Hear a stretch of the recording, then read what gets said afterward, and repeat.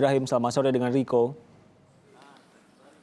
Selamat sore Riko, selamat sore Kompas TV. Ya, Pak Ibrahim, 33 orang ditangkap, 10 sudah jadi tersangka. Ini dari berapa tempat kejadian perkara, Pak? Dari berapa rumah sakit? Ya benar, jadi tadi malam kita terus melakukan proses sidik dan berhasil melakukan pengamanan terhadap 33 orang yang diduga terlibat dalam beberapa kejadian di 4 rumah sakit ini. Dari 33 terduga ini, kita sudah menetapkan 10 tersangka. 10 tersangka ini kena pasal apa, Pak? Nah, kita menerapkan pasal yang berlapis, diutamakan pasal yang Undang-Undang Nomor 6 Tahun 2018 tentang kekarantinaan kesehatan. Nah, kemudian kita menerapkan juga pasal 214 melawan petugas, yang ancaman hukumannya bisa sampai 7 tahun.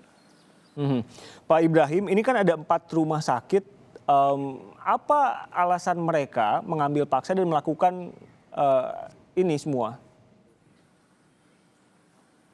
Iya, sebenarnya kita cukup prihatin ya dengan kondisi yang terjadi ini. Di masa-masa COVID ini sebenarnya seharusnya ada pemahaman masyarakat terkait dengan situasi yang terjadi sehingga bisa bersikap lebih bijaksana dan memahami tata kelola yang ada. Nah, mereka sebenarnya cuman mau menginginkan perlakuan terhadap jenazah seperti biasanya. Tetapi mereka melupakan bahwa ada protokol kesehatan yang memang cukup rawan menyebarkan penyakit. Bukan saja kepada kelompok kecil, namun ini akan meluas. Ini kan jadi kalau saya boleh rangkum, 33 orang ini rata-rata apa, Pak? Warga, keluarga, atau siapa mereka yang ditangkap ini? Jadi sebagian ini memang keluarga dekat dari para almarhum ini, namun sebagian juga tetangga-tetangga di sekitar rumah almarhum. Oke. Mereka ini tidak paham bahwa jenazah yang terinfeksi COVID-19 ini rentan menularkan ke orang lain, atau apa sebetulnya yang ada di dalam benak mereka, Pak? Ya, kita mungkinkan ya bahwa mereka juga paham tidak seutuhnya itu.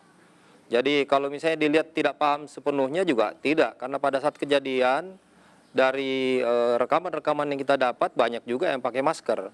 Tetapi dilalah ini dengan kondisi seperti ini mereka tetap kotot untuk mengambil, sehingga kita anggap bahwa mereka mengabaikanlah risiko-risiko yang ada itu.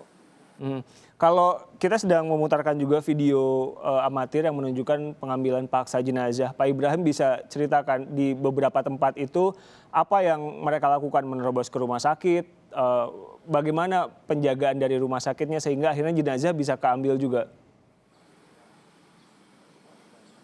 Iya, jadi memang 4 TKP ini juga situasinya juga berbeda-beda. Tapi pada umumnya ini mereka berusaha untuk mengambil, dan pada saat mereka menginginkan untuk mengambil sudah ditegur dan disampaikan tentang protokol untuk tidak diambil karena status dari pasien ini atau jenazah tersebut dalam status terinfeksi COVID. Nah, namun mereka juga tetap untuk berusaha mengambilnya. Dan diawali pada saat keluarga untuk meminta atau mungkin kerabatnya meminta. Nah, kemudian mereka berusaha memprovokasi kerabat-kerabatnya yang lain untuk datang membantu, sehingga pada saat kejadiannya demikian banyak massa yang datang untuk mengambil dan ikut terlibat dalam peristiwa tersebut. Sehingga akhirnya petugas di rumah sakit tidak bisa berbuat banyak, begitu Pak Ibrahim ya? Iya benar, jadi petugas rumah sakit yang ada saat itu kewalahan dengan jumlah massa yang demikian banyak.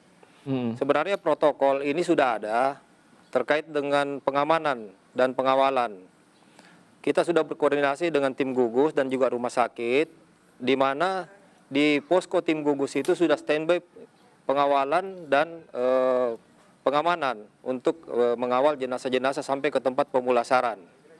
Namun pada saat kejadian memang ini butuh waktu untuk dari mekanisme pelaporan, kemudian sampai kepada tim pengamanannya sampai ke rumah sakit. Nah, gerakan dari masyarakat ini agak mendahului dengan tibanya personil tersebut.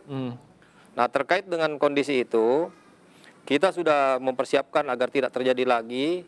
Kita sudah mempersiapkan personil pengamanan di rumah-rumah sakit yang dijadikan rujukan COVID ini. Nah, kemudian juga kita sudah mempersiapkan personil cadangan apabila memang terlihat apabila masanya itu cukup banyak.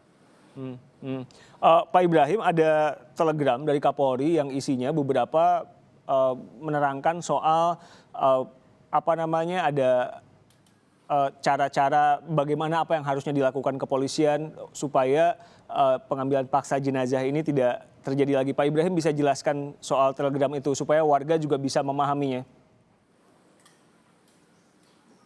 Iya, jadi memang ini hal yang perlu kita sikapi ya.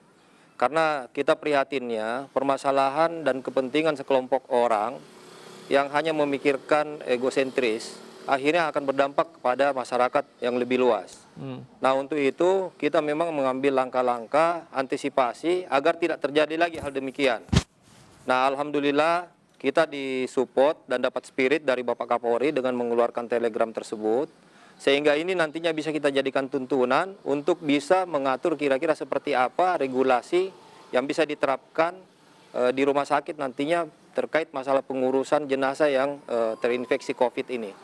Jadi ada personel yang akan disiagakan di sana dan juga komunikasi terus dilakukan supaya warga akhirnya bisa mengetahui sesungguhnya apa yang harus dilakukan ketika ada pasien terduga COVID-19 meninggal dunia. Terima kasih Kabid Humas Polda Sulawesi Selatan, Kombes Ibrahim Tompo meluangkan waktu untuk kami di Kompas Petang.